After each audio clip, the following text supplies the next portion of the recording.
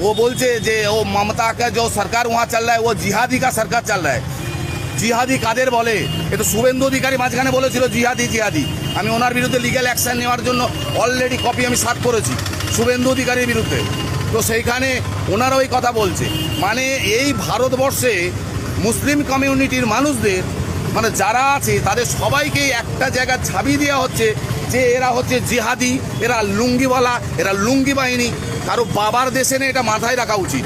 বাবা সাহেব আম্বেদকরের দেওয়া দেশে, কনস্টিটিউশনের দেশে উই অল আর ইকুয়াল।